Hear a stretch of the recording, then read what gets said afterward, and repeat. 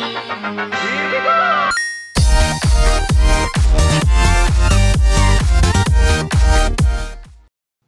so what is up everybody, it's Motivates12 here, right back at you guys with a brand new video.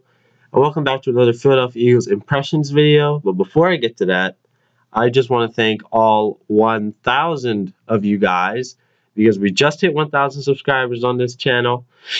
Oh my god, guys. I appreciate everybody who subscribed, watched, commented, liked, disliked, anything on my videos. I appreciate you guys. Thank you so much. I made this channel a couple years ago, you know, just talking about the Eagles and stuff. And man, 1,000 subscribers, that's a lot of people, guys.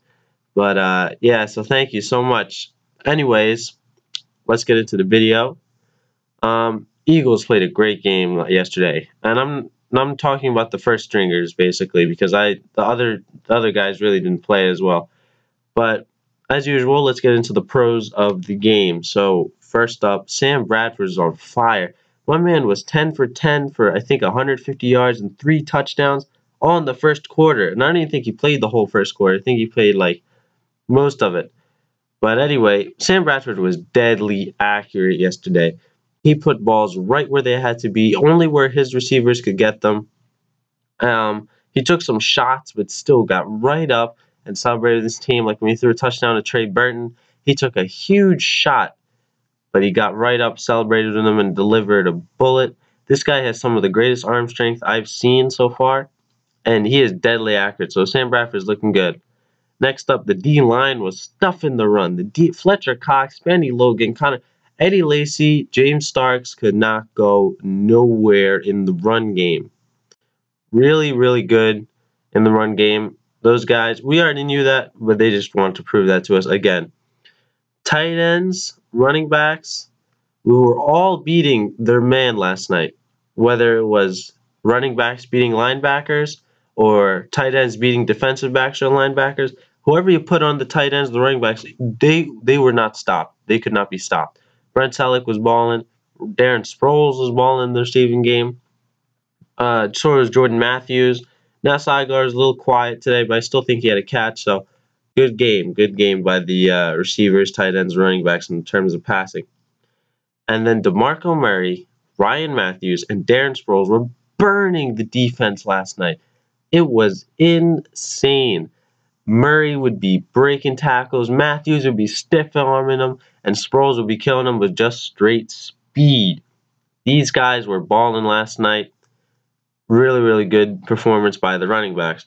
And Walter Thurman had an interception. Now, the tight end did fall down in that play, but an interception, and then he high-stepped it in like Dion used to do into the end zone. So, very good. So those were the pros. Now let's get into the cons. There was really, really poor tackling at times, especially in the secondary. So if a running back would get to the second level, they could not make the tackle. Receivers were breaking out of tackles all night, not really in the first quarter, but throughout the rest of the game. They really has to get better at tackling the backups and stuff like that. Eric Rowe was getting beat 2 to 3 times a time last night. One play he slipped, the other play he gets beat, the other play he's looking in the backfield, and he looks like he's playing zone when he's supposed to be playing man coverage.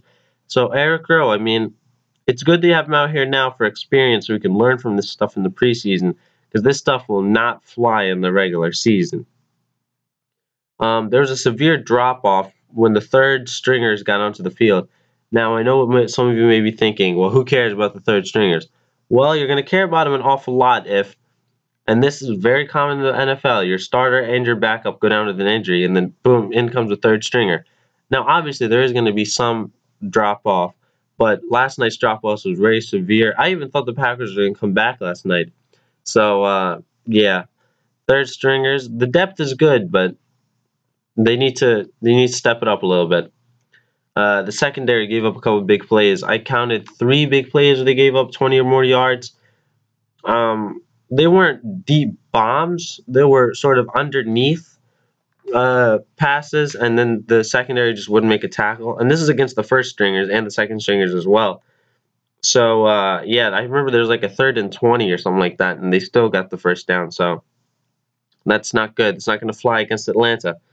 or against any other team in the regular season at that. And then Tim Tebow. He's terrible. I tried to give him a benefit of the doubt the first game.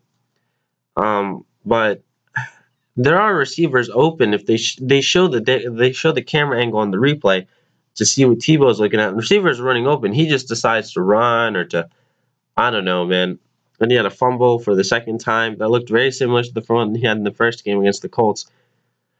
I don't know. Any of those two-point conversions where, excuse me, where he couldn't do anything on him. So Tebow, he's not looking good, but he's probably gonna make the roster anyway. So whatever. And finally, it was alright kind of game. Sanchez, he was Sanchez. He was a backup. I think he had 2 touchdowns, 150 yards, 13 for 19. Those, it was okay. I'll live at that if he can do that. If Bradford does go down in the regular season, which I hope he doesn't, but if he does, Sanchez goes out there, plays like that for a couple of games, so we'll be fine. Matt Barkley, he was alright. I don't even remember his stat line, but he was okay. He was the quarterback that came in and just stopped the touchdowns because Sanchez scored a couple, Bradford scored 3, and then the rest, they didn't score any.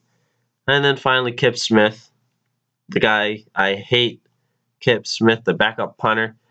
But Cody Parkey's all right. They just put in Kip Smith for just to see what he got. Missed a couple, made a couple. Never gonna see him again. So yeah, that's about it. Once again, thank you guys so much for getting me to 1,000 subscribers. I really, really appreciate that. If there's anything you guys think I missed, please leave that down in the comments. Any constructive criticism, leave it down in the comments. Like the video, share it with your friends, share it on social media. And let's try to get your friends and stuff to subscribe too, so we can get up to 2,000 subscribers. No, but seriously, guys, like, rate, comment, subscribe, and I'm out. Peace.